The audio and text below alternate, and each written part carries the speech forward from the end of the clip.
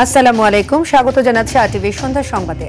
আপনাদের সঙ্গে আছি আমি সৈয়দা সাদিয়া বেনাসির এবং আমি ফারিয়া শারমিন। আগামী নির্বাচনে বেশিরভাগ মানুষের সমর্থন পাবে বিএনপি, এমন মন্তব্য করেছেন দলটির ভারপ্রাপ্ত চেয়ারম্যান তারেক রহমান। বলেন, জনগণ নির্ধারণ করবে কে আগামীতে দেশ পরিচালনা করবে। রমজানের আগেই সরকার জাতীয় নির্বাচনের ব্যবস্থা করবে বলেও মনে করেন তিনি। রাজশাহী মহানগর বিএনপি সম্মেলনে এসব কথা বলেন তারেক রহমান। মাইদুর রহমান রুবেল জানাচ্ছেন এর বিস্তারিত। দেড় দশক পর রাজশাহী মহানগর বিএনপির দ্বিবার্ষিক সম্মেলন, আর তাই নগরীর মাদ্রাসা মাঠ সংলগ্ন ঈদগাহ রোড কানায় কানায় পূর্ণ হয় নেতাকর্মীদের উপস্থিতিতে। জুলাইয়ের শেষ পর্যায়ে আন্দোলনের তারই নির্দেশে আমরা বাংলাদেশে আবার বিজয় অর্জন করেছি। অনুষ্ঠানে ভার্চুয়ালি যুক্ত হয় বিএনপির ভারপ্রাপ্ত চেয়ারম্যান তারেক রহমান। বলেন, স্বৈরাচারের বিরুদ্ধে বিএনপির আন্দোলনের মূল লক্ষ্য ছিল মানুষের অধিকার আদায়, গণতন্ত্র প্রতিষ্ঠা আর জনগণের ভোটের অধিকার ফিরিয়ে আনা। বলেন, বিরোধী মত দমনে ফ্যাসিবাদী সরকার গুম, খুন, হত্যার রাজনীতি করেছে। সমর্থনে ইনশাআল্লাহ সরকার গঠনে সক্ষম হলে পরে আমাদেরকে এই চ্যালেঞ্জগুলো মোকাবেলা করতে হবে। বলেন, জনগণের প্রত্যাশা বাস্তবায়নে প্রয়োজন একটি সুষ্ঠু নির্বাচন। জনগণ ভোটের মাধ্যমে নির্ধারণ করবে কে পরিচালনা করবে দেশ। আমরা দৃঢ়ভাবে বিশ্বাস করি আগামী নির্বাচনে ইনশাআল্লাহ দেশের অধিকাংশ জনগণের সমর্থন ধানের শীষ তথা বিএনপি পাবে। বিএনপির উপর দেশের মানুষের আস্থা জানিয়ে তারেক রহমান বলেন, আগামীর বাংলাদেশে মোকাবেলা করতে হবে অনেক নতুন চ্যালেঞ্জ। যুবকদের কর্মসংস্থান আর দক্ষতা বাড়ানোর কথাও বলেন তিনি। যারা যুবক, যারা বেকার, তাদের কর্মসংস্থানের ব্যবস্থা করতে হবে। যুবকদেরকে হয় আমাদের ট্রেনিং দিতে হবে, দক্ষ করে গড়ে তুলতে হবে। দক্ষ করে গড়ে তোলার মাধ্যমে তাদের কর্মসংস্থান দেশে এবং বিদেশে করতে হবে। বলেন, দেশের কৃষি বাঁচাতে ফারাক্কার ফাড়া কাটিয়ে পানির ন্যায্য হিস্যার জন্য প্রয়োজনে আন্তর্জাতিক আদালতে যাবে বিএনপি।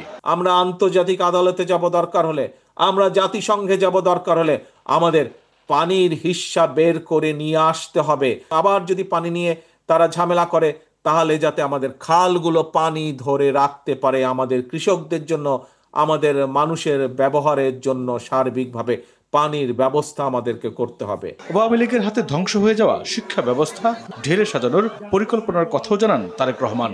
আমরা দেশের মানুষের সামনে সংস্কার প্রস্তাব দিয়েছি দেশকে পুনর্গঠন করার জন্য। মাইদুর রহমান রুবেল, আরটিভি, ঢাকা।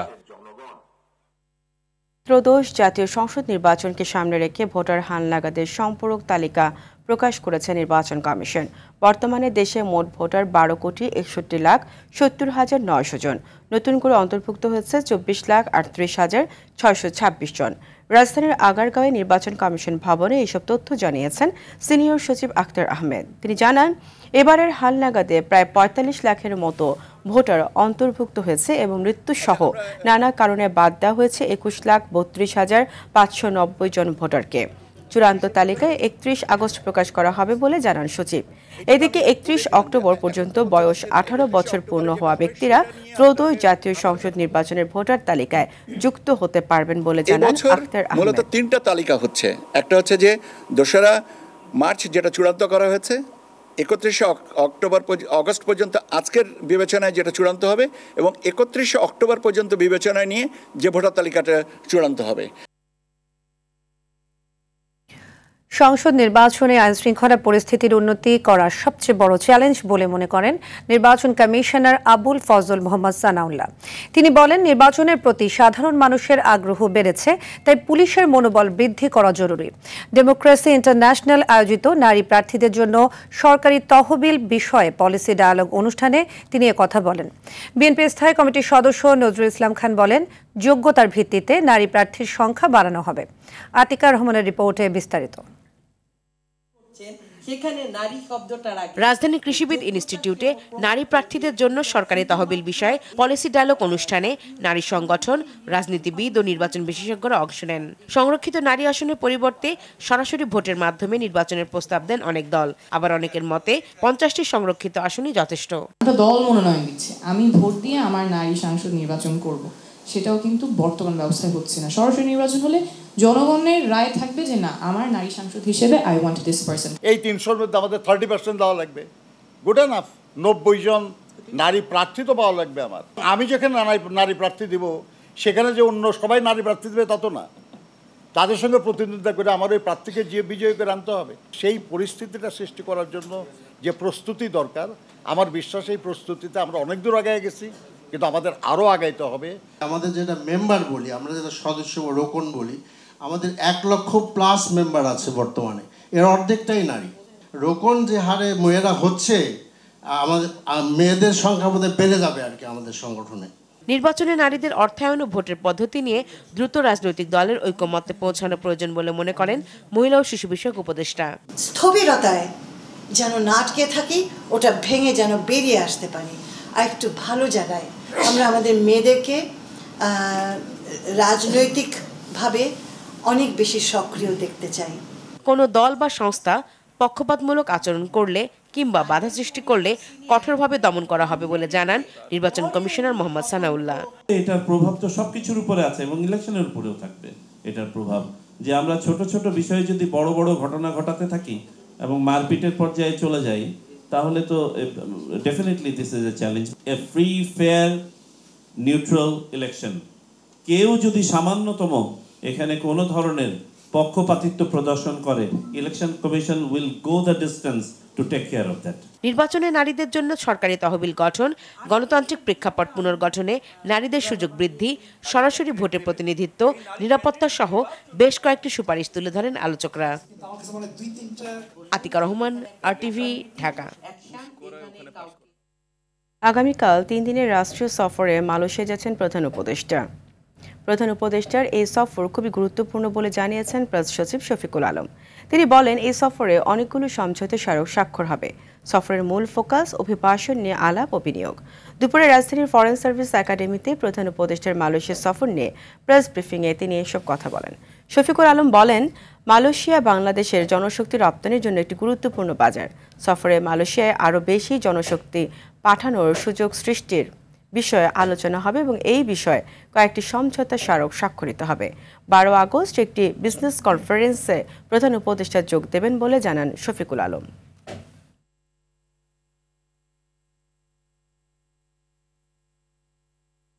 যারা যাচ্ছেন, আমাদের যে জ্বালানি ও খনিজ উপদেষ্টা, ওনার সাথে আলাদা পেট্রোনাসের চেয়ারম্যানের মিটিং হবে। আমাদের যে প্রবাসী কল্যাণ মন্ত্রণালয়ের যিনি অ্যাডভাইজার ডক্টর আসিফ নজরুল, ওনার সাথে তাদের যারা ওভারসিজ রিক্রুটমেন্ট, তাদের যে রিক্রুটমেন্ট দেখেন, তাদের সাথে মিটিং আছে। সাবেক প্রধানমন্ত্রী শেখ হাসিনার বিরুদ্ধে 24 জুলাই আগস্টে সংঘটিত গণহত্যা এবং তার শাসনামলে সংঘটিত গুম, খুন ও অন্যান্য হত্যাকাণ্ডের মামলায় অভিযোগ প্রমাণিত হলে তার সর্বনিম্ন শাস্তি হবে মৃত্যুদণ্ড। এমনটাই জানিয়েছেন আন্তর্জাতিক অপরাধ ট্রাইব্যুনালের প্রসিকিউটর। অন্য আইনজীবীরাও জানান, অপরাধের মানদণ্ডে মৃত্যুদণ্ড এড়াতে পারবেন না শেখ হাসিনা। GM মাহমুদের রিপোর্টে দেখুন বিস্তারিত। সরকারি চাকরিতে কোটা সংস্কারের দাবিতে ছাত্রদের আন্দোলন, পরে রূপ নেয় ছাত্র জনতার গণ অভ্যুত্থানে। আন্দোলন দমনে পর্যায়ক্রমে কঠোর থেকে কঠোর হন পতিত প্রধানমন্ত্রী শেখ হাসিনা, দেন গণহত্যার নির্দেশও।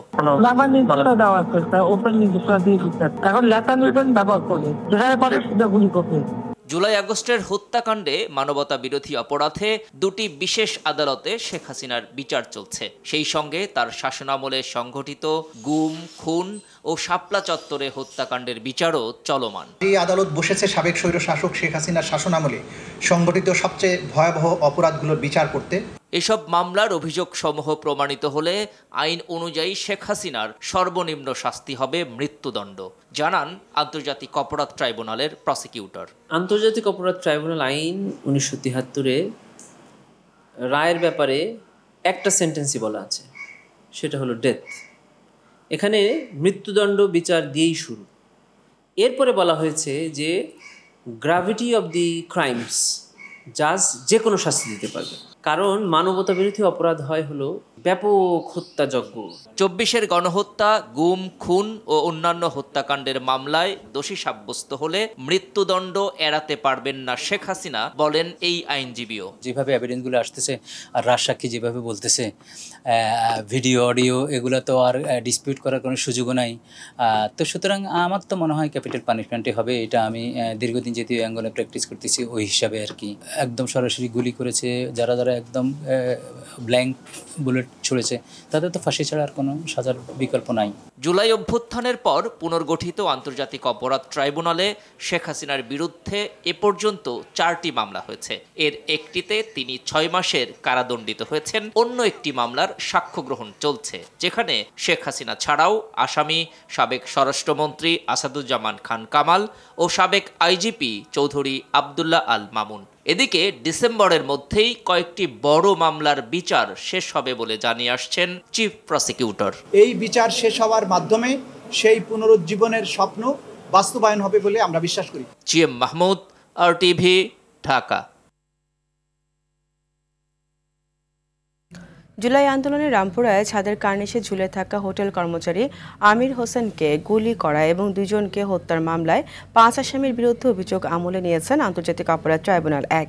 একই সঙ্গে সাবেক ডিএমপি কমিশনার হাবিবুর রহমান সহ পলাতক 4 আসামির বিরুদ্ধে গ্রেপ্তারি পরোয়ানা জারি করেছেন ট্রাইব্যুনাল।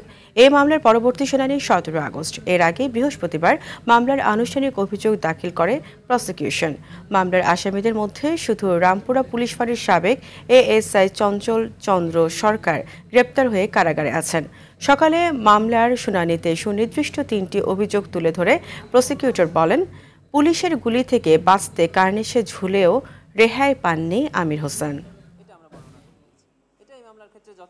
জুলাই গণঅভ্যুত্থান চলাকালে 19 তারিখে রামপুরা এলাকা একটা নির্মাণাধীন ভবনে আমির হোসেন নামে একজন ব্যক্তি, যিনি পুলিশের গুলির ভয়ে একটি কার্নিশে ঝুলে আশ্রয় নিয়েছিলেন, কিন্তু সেখানে গিয়ে খুব কাছ থেকে তাকে পিস্তল দিয়ে 6 রাউন্ড গুলি করা হয়। 3টি অভিযোগ আমলে গ্রহণ করেছেন এবং 4 জন পলাতক আসামির বিরুদ্ধে ওয়ারেন্ট অফ অ্যারেস্ট ইস্যু করেছেন এবং 1 জন আসামিকে প্রোডাকশন ওয়ারেন্ট বলে ট্রাইব্যুনালে আগামী 17 আগস্ট হাজির করতে বলেছেন।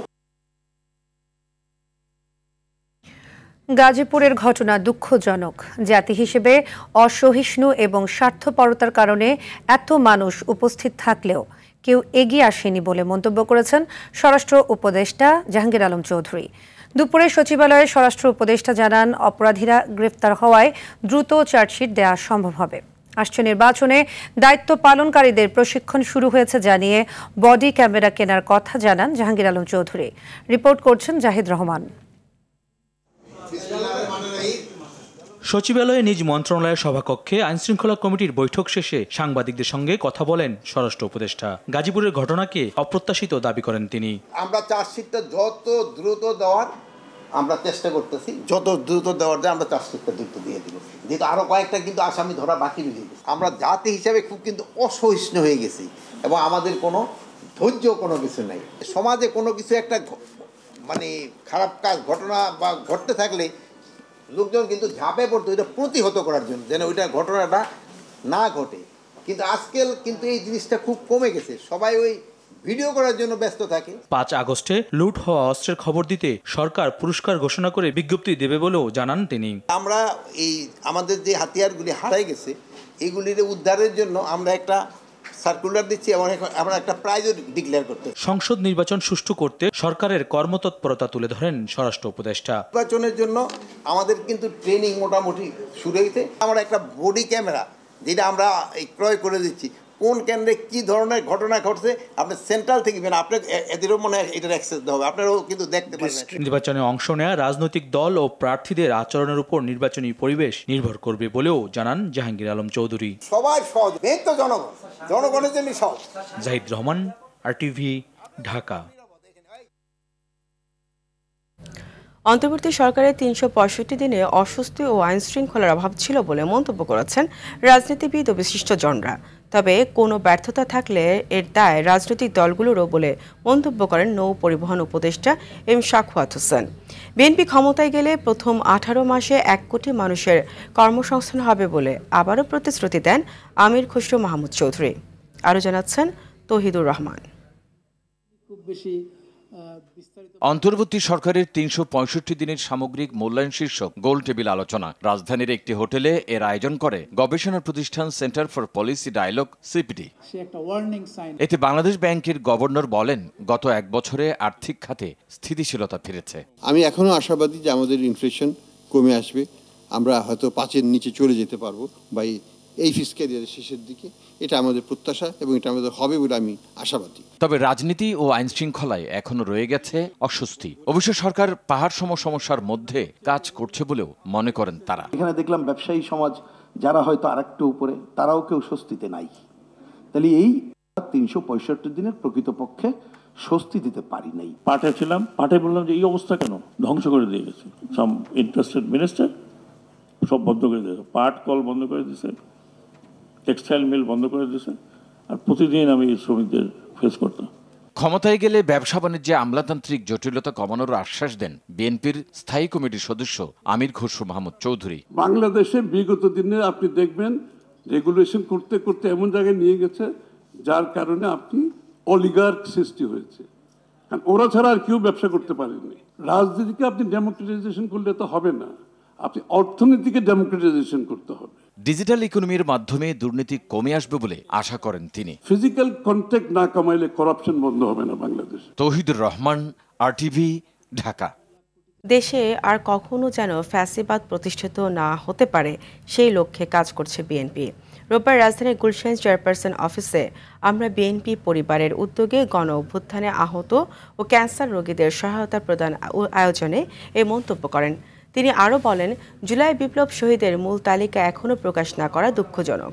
গণ অভ্যুত্থান যারা প্রাণ দিয়েছে শুধু তারাই জাতীয় বীর নয়, স্বৈরাচার পতনে বিগত 16 বছরে যারা জীবন দিয়েছে, গুম হয়েছে, নির্যাতনের শিকার হয়েছে, সবাই জাতীয় বীর। দেশের জনগণের মানবিক সংস্কার না হলে মানবিক দেশ গঠন করা সম্ভব নয় বলে বিশ্বাস সালাউদ্দিন আহমেদের। প্রতিদিন সংস্কারের মধ্য দিয়ে যেতে হবে। এই সংস্কারের মধ্য দিয়ে আমরা জনকল্যাণমুখী একটি রাষ্ট্র ব্যবস্থা গঠন করতে পারব। সুতরাং আমাদের দৃষ্টিভঙ্গি আমরা এভাবেই গ্রহণ করি যে আমরা প্রতিদিন সংস্কারের মধ্য দিয়ে যাব, জনকল্যাণমুখী সংস্কারের মধ্য দিয়ে যাব একটি জনকল্যাণকর রাষ্ট্র ব্যবস্থা, সমাজ ব্যবস্থা বিনির্মাণের জন্য। বরিশাল শেরেবাংলা মেডিকেল কলেজ হাসপাতাল সহ দেশের সব সরকারি হাসপাতালের অব্যবস্থাপনা, অবকাঠামোগত সংকট ও চিকিৎসা সেবায় অবহেলার প্রতিবাদে 15তম দিনের মতো বরিশাল ব্লকেট কর্মসূচি পালন করছে সাধারণ ছাত্র জনতা। মহানগরীর নথুল্লাবাদ বাস টার্মিনাল অবরোধ করে সকাল 10টা থেকে সন্ধ্যা 6টা পর্যন্ত চলে তাদের কর্মসূচি। আন্দোলনকারীরা স্বাস্থ্য উপদেষ্টাকে সেবাচিন পরিদর্শন করে স্বাস্থ্যখাত সংস্কার কমিশনের মাধ্যমে তাদের দাবিগুলো বাস্তবায়নের আহ্বান জানান। এই সময় সেনাবাহিনীর সদস্যদের সঙ্গে ধস্তাধস্তি হয় তাদের।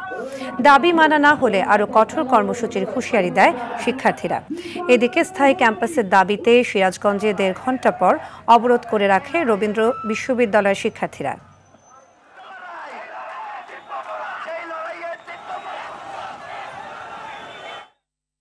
রংপুরের তারাগঞ্জে চোর সন্দেহে গণপিটুনিতে 2 জন নিহত হয়েছে। শনিবার রাতে সোয়ার ইউনিয়নের বটতলা এলাকায় এই ঘটনা ঘটে। নিহতরা হলেন রূপলাল দাস ও প্রদীপ দাস। তারা সম্পর্কে জামাই শ্বশুর।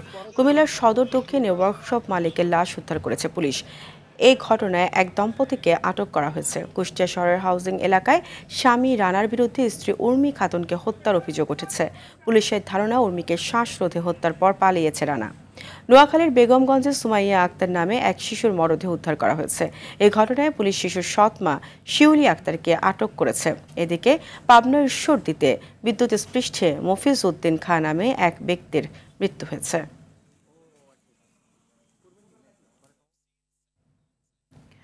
জলবায়ু পরিবর্তনের প্রভাব প্রাণ প্রকৃতি থেকে শুরু করে মানুষের দৈনন্দিন জীবনেও ছাপ ফেলছে। গ্রীষ্মে তাপমাত্রা ছাড়িয়েছে 40 ডিগ্রি সেলসিয়াস। ফলে বাড়ছে প্রাকৃতিক দুর্যোগের আশঙ্কা। দুর্যোগ ব্যবস্থাপনায় সরকারি জনবল বৃদ্ধি ও অবকাঠামো নির্মাণের মাধ্যমে প্রাকৃতিক দুর্যোগে জানমালের ক্ষতি কমানো সম্ভব বলে মনে করেন জাতিসংঘের দুর্যোগ ঝুঁকি হ্রাস ফেলো মোহাম্মদ মনসুরুল হক। তিনি বলেন, বাংলাদেশ দুর্যোগ মোকাবেলায় বিশ্বের রোল মডেল।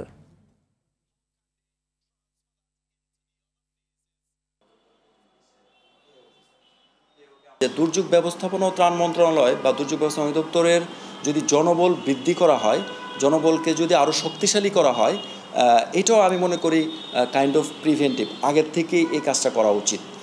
তাহলে দুর্যোগ ব্যবস্থাপনা বাংলাদেশ আরও বেশি সমৃদ্ধ হবে এবং আরও বেশি সুসংগঠিত হবে। বর্তমানে বিমা কোম্পানিগুলোতে আস্থার সংকট সৃষ্টি হয়েছে উল্লেখ করে স্বচ্ছতা নিশ্চিত ও গ্রাহক সেবা বাড়ানোর কথা জানিয়েছেন ন্যাশনাল লাইফ ইন্স্যুরেন্সের সিইও মোহাম্মদ কাজিম উদ্দিন। ন্যাশনাল লাইফের দাপ্তরিক কর্মকর্তাদের মধ্যে সর্বোচ্চ প্রিমিয়াম দাতাদের পুরস্কার বিতরণের সভায় তিনি এই কথা বলেন। কাজিম উদ্দিন বলেন, তাদের প্রতিষ্ঠান ৪১ বছরে ৭২ লাখ গ্রাহককে বিমার আওতায় এনেছে। দেশের সার্বিক পরিস্থিতি ও অর্থনৈতিক মন্দা কাটিয়ে গ্রাহকের জামানত সুরক্ষা দিয়ে সুনামের সাথে কাজ করছে। অনুষ্ঠান শেষে বিভিন্ন ক্যাটাগরিতে টার্গেট পূর্ণকারী ৪৪ জনকে পুরস্কৃত করা হয়। সন্ধ্যার সংবাদ এ পর্যন্তই। রাতের সংবাদ 11:15 দেখার আমন্ত্রণ রইল। ধন্যবাদ সবাইকে। ধন্যবাদ।